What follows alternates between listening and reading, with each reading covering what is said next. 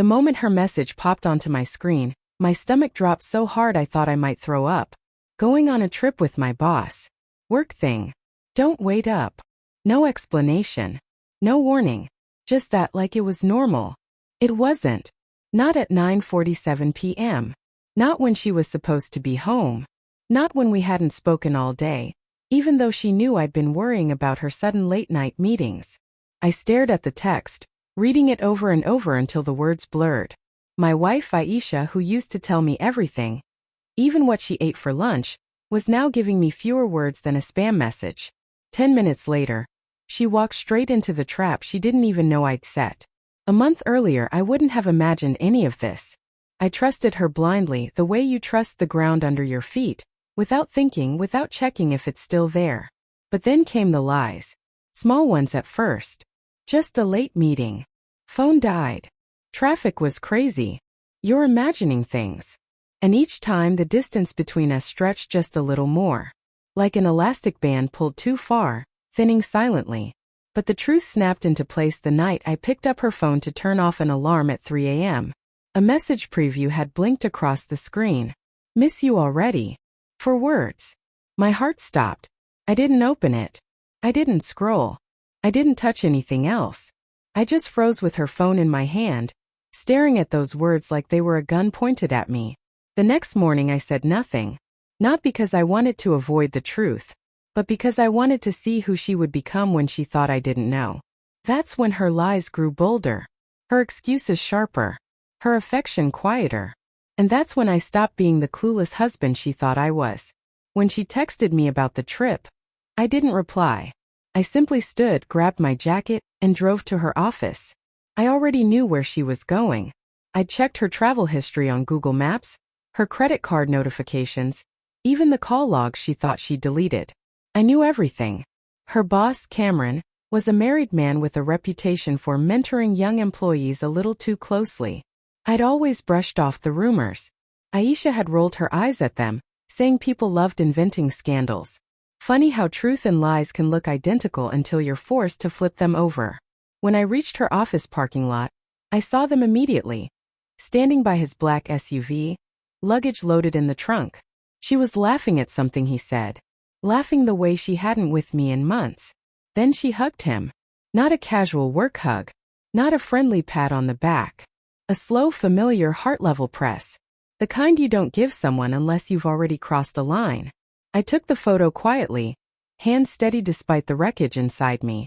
One picture. Her arms around him. His chin resting on her shoulder. Her eyes closed. It was all I needed. They drove off a minute later. I didn't follow. I didn't confront. I didn't scream. Instead, I went home, brewed a cup of tea to keep my hands busy, and sent her the photo. No caption. No accusation. Just the truth staring back at her from my phone to hers. The read receipts appeared instantly. For 5 minutes, nothing. Then, it's not what it looks like. Please let's talk. I swear I can explain. Please pick up. I didn't. I spent the rest of the night on the balcony, watching our streetlights flicker, feeling my heartbeat slow into something cold and steady. When she finally came home at 1:18 a.m., she looked like she'd cried the whole drive. Her eyes were glassy, makeup smudged, her hands trembling as she unlocked the door. Please, she whispered the moment she saw me. It's complicated. No, I said quietly. It's simple. You cheated. Her lips parted like she wanted to deny it, but the truth was right there. Raw on her face, shaking inside her breath. I messed up, she choked out. I didn't mean for any of this to happen. It was just emotional. It wasn't supposed to. Emotional. I laughed, but there was nothing funny about it. So that makes it better? She sank onto the sofa like her bones had evaporated. I swear I was going to end it. I swear I didn't want to lose you. You already did, I said. The silence between us felt enormous. Bigger than our house, bigger than our marriage. She sobbed into her hands. I watched the woman I had loved for 8 years fall apart piece by piece. My phone buzzed. Cameron's wife had responded to the photo I'd forwarded. Thank you. I knew something was wrong. Aisha saw the notification. Her breath caught. You told her? I told the person who deserved to know. I said. Her face crumpled in a new way, realizing not just that she'd been caught, but that the world she'd built out of lies was collapsing on both sides. The next morning, she packed a bag and left for her mother's house. Not because I told her to, but because she couldn't stand to look at me without seeing the man she betrayed. For weeks she texted, called, begged for conversations I never gave her, the marriage counselor she suggested, the one last chance speech she rehearsed, the apologies she wrapped in paragraphs. I didn't respond to any of them, because the truth was simple. I wasn't angry anymore. I wasn't even shattered. I was done. The day the divorce papers were ready, I sent her one final message. Sometimes losing someone reveals who they really were. Thank you for showing me the truth before it was too late. She didn't reply. Maybe there was nothing left to say. People think closure comes with answers, but it doesn't. Comes with acceptance. And as I sit here months later, in a quiet apartment that no longer echoes with lies, I finally understand something.